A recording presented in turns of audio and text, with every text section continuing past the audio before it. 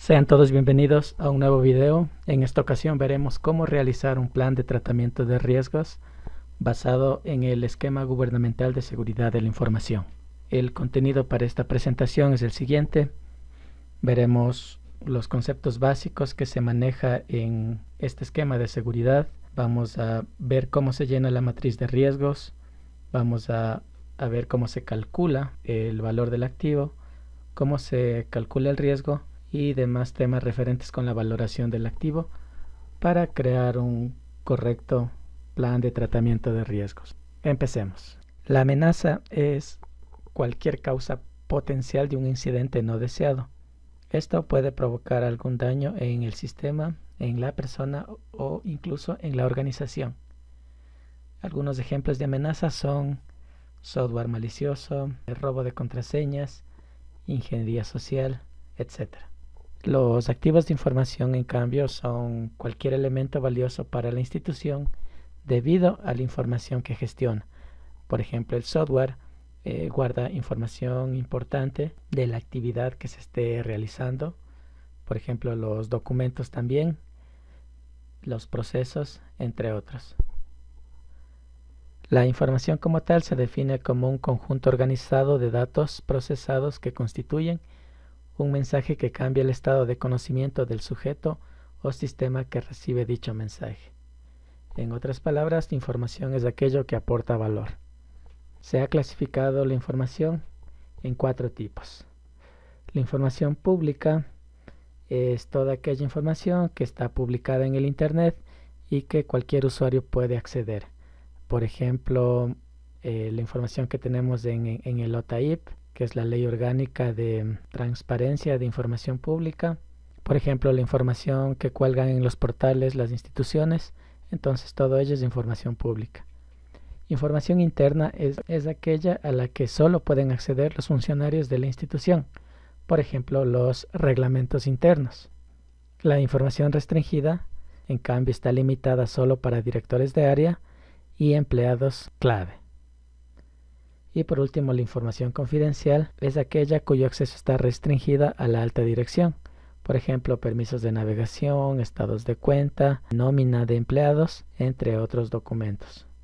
Propietario de la información es la persona o área responsable de la integridad, confidencialidad y disponibilidad de la información que se gestiona. Una vulnerabilidad es una debilidad de un activo o control que puede ser explotado por uno o más amenazas.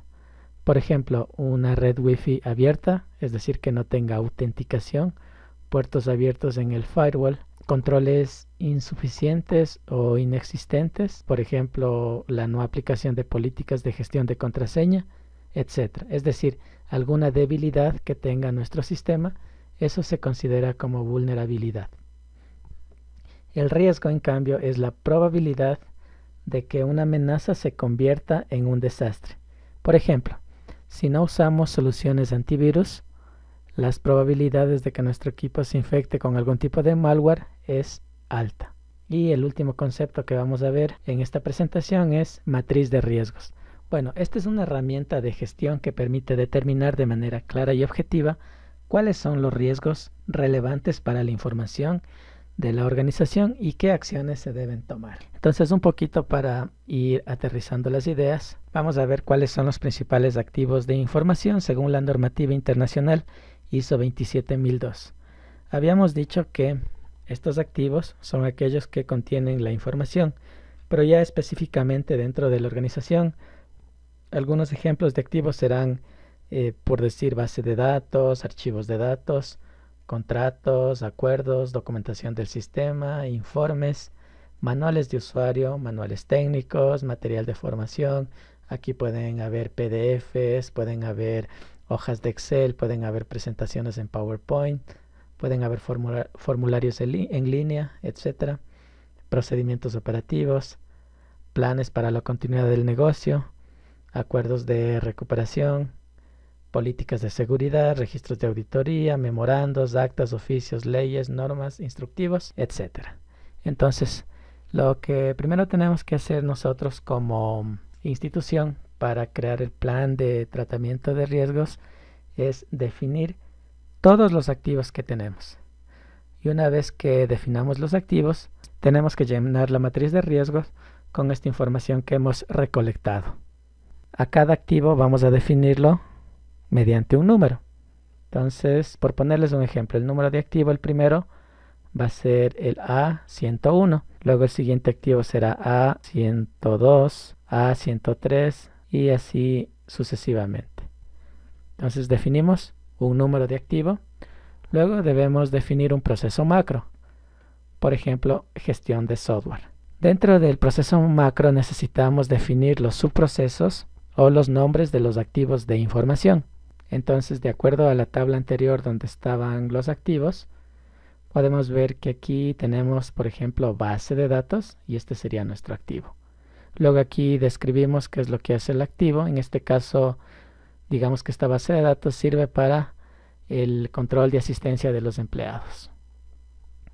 En la siguiente columna vamos a tener el tipo de activo.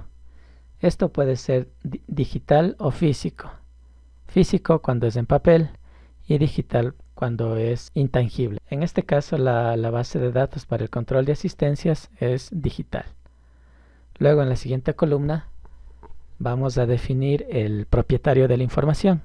Este es el dueño del proceso. Por ejemplo, la dirección de tecnología en este caso. A continuación tenemos que ver cómo está clasificada la información según los criterios que vimos anteriormente. En este caso, esta información digamos que es interna, ya que solamente debe ser conocida por personal de la institución. Entonces, esta es la primera parte de la matriz de riesgos. Entonces, de acuerdo a los pilares fundamentales de la seguridad de la información, nosotros tenemos que valorar cada activo de acuerdo a su confidencialidad, integridad y disponibilidad. Un poquito para recapitular estos conceptos, la confidencialidad hace referencia a que la información solo tiene que ser accedida o divulgada a aquellos que estén autorizados. La integridad, en cambio, hace referencia a que la información debe permanecer correcta, es decir, sin cambios, como el emisor la originó, sin manipulaciones por terceros. La disponibilidad, por su parte, hace referencia a que la información debe estar siempre accesible para aquellos que estén autorizados, de acuerdo a la clasificación que tenga la información, obviamente.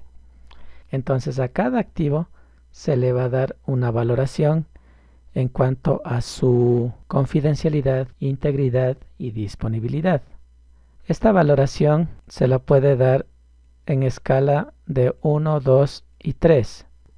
Por ejemplo, en el campo de la confidencialidad, si le damos un valor de 3, quiere decir que ese activo o la información que maneja ese activo tiene un nivel de confidencialidad bastante alto. Si le diésemos un valor de 1, en cambio quiere decir que el valor de confidencialidad es bastante bajo. Por ejemplo, si es información pública, el nivel de confidencialidad es bajo, no importaría que la información se divulgue porque es pública, pero si hablamos de información que sea bastante restringida, bastante confidencial, podríamos darle una valoración de 3, ya que si se divulga esta información, por ejemplo, datos sensibles de víctimas, causaría un daño grave en la institución, así como a las personas. Por lo tanto, si es que fuera información sensible, podríamos darle una valoración de 3. Entonces ahí ya se irá viendo de acuerdo a lo que maneje cada activo de información. Para calcular el valor del activo, lo que vamos a hacer es lo siguiente.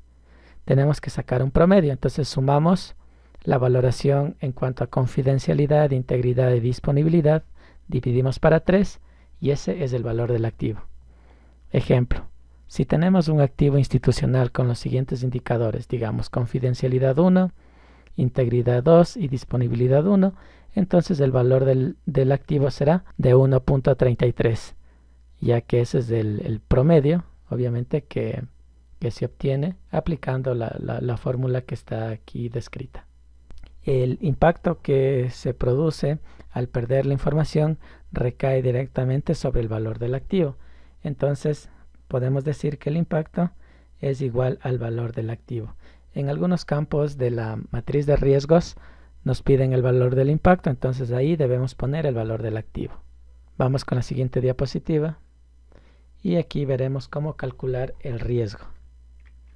Entonces el riesgo es un producto que se obtiene al multiplicar el valor de la amenaza, la vulnerabilidad y el impacto. De la misma manera, si las amenazas son mínimas para el activo, puede tener un valor de 1, 2 si es que es un nivel medio, pero si las amenazas sobre el activo son demasiado frecuentes o realmente representan un peligro, entonces será un nivel 3. La vulnerabilidad de la misma manera. Si nuestro sistema tiene pocas debilidades, podríamos poner nivel 1, nivel 2 es un nivel medio, y si nuestro sistema es muy vulnerable, si es que tenemos demasiadas debilidades, pues podemos ponerle un número 3. Y el impacto, como se mencionó anteriormente, es el valor del activo. Entonces, veamos este ejemplo. Si tenemos un activo digital con los siguientes indicadores, amenaza 2, vulnerabilidad 3 e impacto 2.5, entonces el riesgo se obtiene multiplicando estos tres valores y en este caso el riesgo es de 15. Ahora, para saber si el riesgo es alto, medio o bajo, vamos a guiarnos de esta escala de valores que tenemos aquí. En este caso, si el valor del riesgo cae entre 9 y 27, decimos que el riesgo es alto. Si el valor del riesgo cae entre 4 y 8, vamos a decir que es medio. Y si el riesgo cae entre 1 a 3, es bajo. En este caso, 15 está en la primera franja, es decir, el riesgo es alto. Y así es como vamos a cada activo definiéndole un nivel de riesgo. Entonces, una vez hallados los niveles de riesgo, tenemos 4 opciones. Lo primero que nosotros podemos hacer aquí es aceptar el riesgo. Esto quiere decir que no se hará nada con respecto al riesgo. Esta opción solo debe tomarse en cuenta para aquellos escenarios donde el impacto es tolerable, es decir, para aquellos riesgos que tienen bajo nivel. Por ejemplo, el uso de WhatsApp web, digamos. Otra opción que se puede hacer es transferir el riesgo. Esto consiste en repartir o delegar el impacto entre un tercero y la institución. Y esto se lleva a cabo, por ejemplo, contratando empresas aseguradoras, contratando pólizas, etc. Otra opción que se puede tomar en cuenta es evitar el riesgo. Esto es un tanto complicado porque para evitar el riesgo lo que se debe hacer es eliminar el activo de información que podría ser afectado por el escenario del riesgo. Entonces la organización dejaría de trabajar con dicho activo. Por ejemplo, el riesgo de daño en los equipos tecnológicos por obsolescencia se evitaría completamente si se adquiere el 100% de equipo nuevo y de alta gama. Otro ejemplo, si hay mucho riesgo en la documentación física que se genera en la institución, la única manera de evitar ese riesgo es digitalizando toda la información. La última opción es mitigar el riesgo. Para mitigar el riesgo lo que tenemos que hacer es implementar controles o acciones con el propósito de reducir el nivel de ocurrencia del riesgo detectado. Por ejemplo, para reducir la infección de las cuentas de correo con spam, lo que se puede hacer es instalar soluciones de seguridad, realizar campañas de concientización y prevención a todo el personal que maneje las cuentas de correo, depurar constantemente las cuentas de correo, entre otras cosas. Una vez que hayamos decidido qué hacer con el riesgo, ya podemos llenar la siguiente parte de la matriz. Para la segunda parte del llenado de la matriz de riesgos, tenemos que indicar los valores de confidencialidad, integridad y disponibilidad en la escala que se señaló anteriormente. Entonces colocamos aquí y luego el valor del activo, como se mencionó anteriormente, es el promedio de los tres indicadores. Luego debemos listar las amenazas, listar las vulnerabilidades y listar los controles existentes. En caso de que no existan controles, se puede dejar en blanco esta columna. Luego en la siguiente columna tenemos que colocar el valor del impacto, que como se dijo anteriormente es el mismo que el valor del activo. Luego acá se deberá ponderar el nivel de amenaza basado en esta escala, el nivel de vulnerabilidad basado en la misma escala, y luego se calculará el riesgo multiplicando estos tres valores y con esto definimos el nivel, si es que es un riesgo alto, medio o bajo. A continuación tendremos que elegir alguna opción para tratar ese riesgo. Luego debemos en la siguiente columna definir las contramedidas para contrarrestar el riesgo. En el único caso en el cual nosotros podemos omitir las contramedidas es en el caso de aceptar el riesgo, ya que ahí no vamos a hacer nada, por lo tanto no necesitaremos contramedidas. Para los demás casos, todas las contramedidas que hagamos deben estar estimadas en un corto, mediano o largo plazo. Si es que es corto plazo, quiere decir que todas las medidas deben ser ejecutadas en un tiempo menor a un año. En mediano plazo sería un tiempo hasta 2 años y largo plazo en un tiempo hasta 4 años. Entonces, este es un ejemplo sobre la forma en que se debe crear el archivo o el documento donde se generará la matriz de riesgos. Si vamos un ratito a internet, miren, aquí podemos ver así formatos EXI, plan de tratamiento de riesgos, y aquí vamos a guías y formatos y podríamos descargarnos este formato referencial de evaluación de riesgos de seguridad para el EXI, Esquema Gubernamental de Seguridad de la Información, versión 2. Entonces damos clic en descargar y luego ya podemos trabajar con ese formato que viene en Excel. Entonces aquí les voy a mostrar un formato que ya se ha llenado para tener un poco más de criterio. Este es mi formato. Como se indicó en la presentación, lo primero que se ha hecho es definir los activos con un número o con un código. En nuestro caso empezamos con el código A01 y luego vamos avanzando en forma ascendente. Entonces en este caso proceso macro, documentación, y tenemos todos estos activos: informes, acuerdos, memorandos, oficios, instructivos, etc. En el caso de gestión de software tenemos las bases de datos, el file server, los correos electrónicos, la información guardada en el directorio activo, etc. Entonces ahí tenemos el proceso macro, los activos de información, aquí la descripción, qué es o a qué hace referencia cada activo. Luego hemos definido, de acuerdo al activo, si es que es información física o si es que es información digital. Hay algunos activos que manejan ambos formatos, que son información física y digital. En el caso, por ejemplo, de los informes de necesidad por políticas de la institución, en nuestro caso, debemos tener el documento en físico y también tenerlo escaneado. Entonces, ahí en este caso, tipo de activo es físico y digital. En el caso del software, únicamente es en información digital. En el caso de correos, únicamente es información digital. Luego, a continuación, el propietario, en este caso la Dirección de Tecnología de la Información. Luego, la clasificación. Aquí podemos ver que la información en la mayoría de casos es pública, pero ya cuando se trata de bases de datos es información confidencial. Cuando se trata de correos electrónicos es información confidencial. Luego le hemos dado las ponderaciones 1, 2 y 3. Como podemos ver, cuando la información es pública, las valoraciones son bajas, ya que en sí no afectaría mucho que se divulgue o que se pierda esta información. Pero en cambio, si es que es confidencial, ahí sí importa bastante. Luego se calcula el promedio, aquí está, valoración del activo, calculamos el promedio. Luego las amenazas. Entonces la principal amenaza que tenemos en los documentos, por ejemplo, es que se pierda, que se hurte o que se altere la información. En el ejemplo de las bases de datos, la principal amenaza es que se divulgue la información. Y dado que es información sensible, es una amenaza que está ahí bastante latente. Vulnerabilidad es la debilidad que tenemos.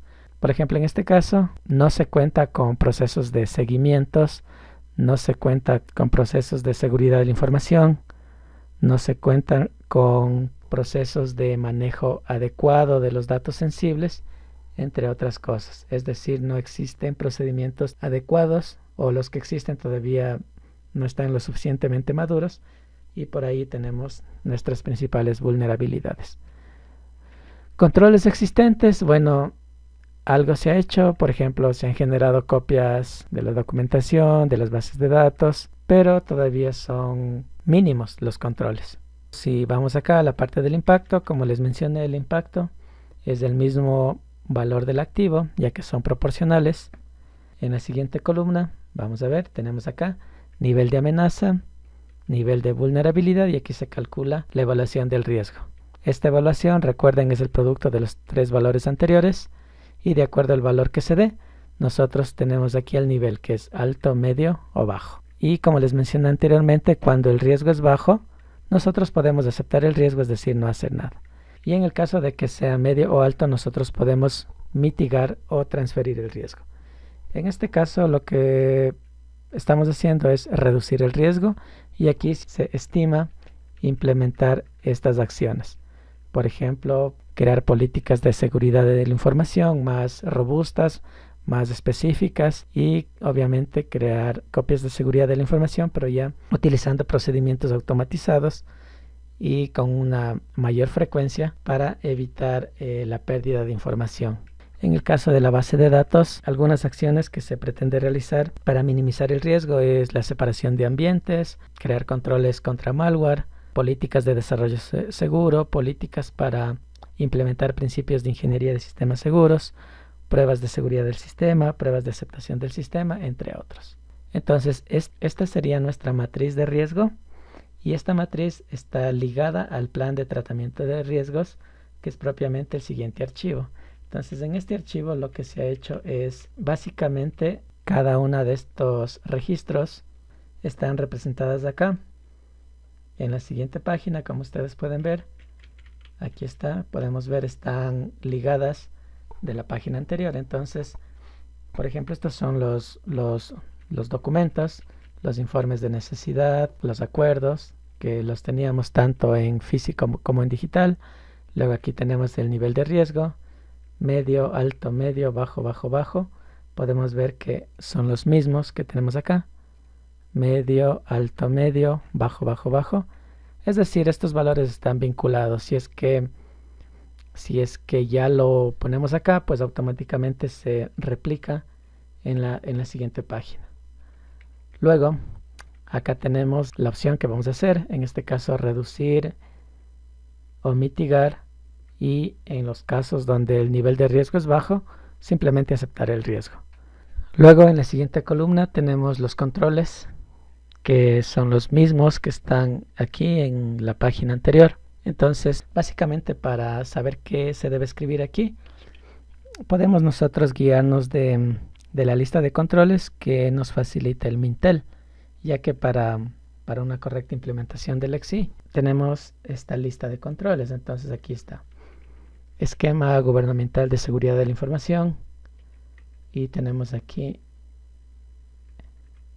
escrito el ítem con el respectivo nombre o descripción del control y aquí definido exactamente qué es lo que hace cada ítem. Por ejemplo, para políticas de seguridad, que es el control 1.1.1, se debe elaborar, implementar y socializar las políticas de seguridad de la información a toda la institución.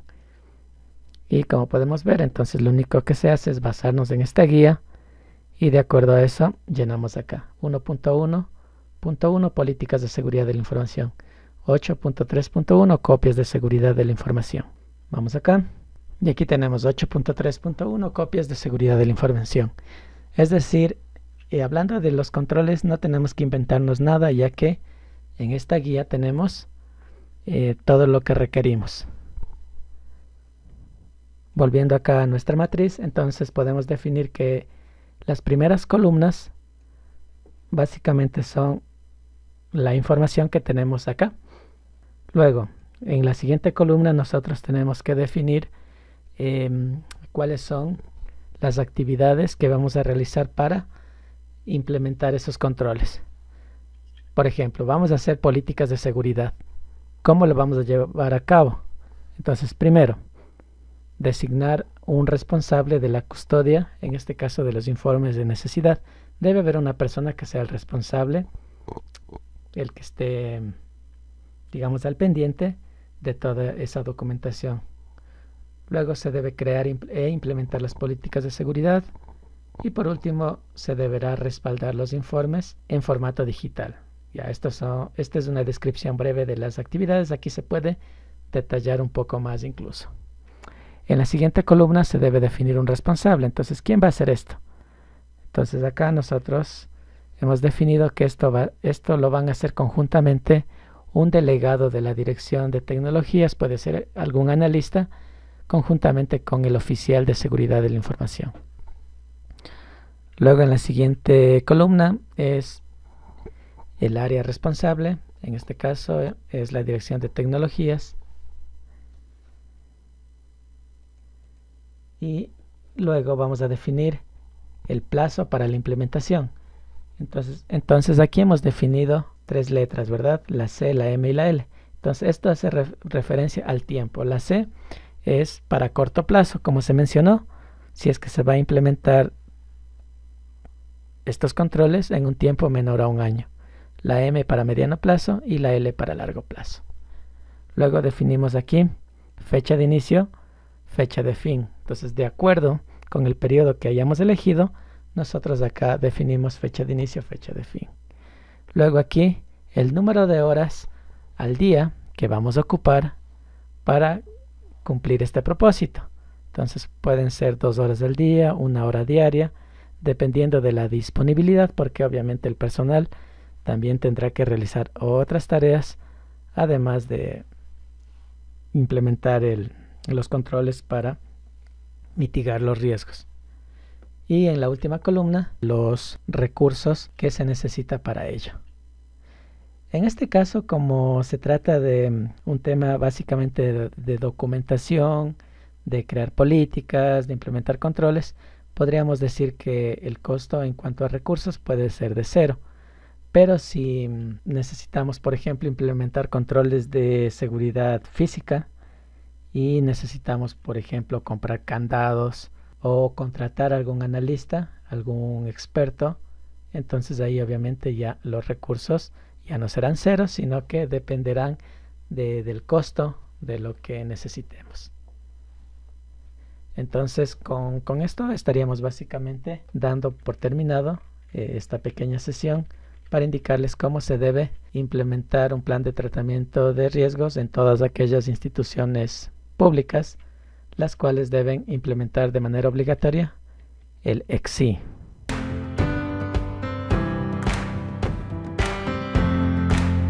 Lo primero que se debería realizar es crear un comité de seguridad de la información y luego este comité de seguridad de la información vía KeePux debe emitir un comunicado a todas las áreas de la institución, a compras públicas, a la parte de ventas, a la parte jurídica, bueno, depende cómo esté distribuido, pero a cada área tiene que dirigir un comunicado con el propósito de realizar un taller de capacitación. En este taller se deberá explicar los conceptos básicos, la importancia de realizar la matriz de riesgos, cómo se debe llenar la matriz. Entonces, cada área deberá delegar un representante. Este representante asistirá al taller. Posteriormente, el representante que reciba el curso deberá replicar a sus compañeros del área y luego llenar la matriz de riesgos. Luego, el oficial de seguridad deberá consolidar y verificar que la información esté bien recolectada y que la matriz se haya llenado correctamente. Bueno, en caso de que haya errores, bueno, habrá que hacer las correcciones que sean necesarias. Y listo, con eso estaríamos terminando el video de hoy. Si tienes alguna duda, por favor déjame en la caja de comentarios. Si el contenido te pareció interesante, por favor compártelo. Además de eso, considera suscribirte, ya que con tu suscripción nos motivas a seguir realizando más videos de tópicos informáticos. Gracias por ver el video.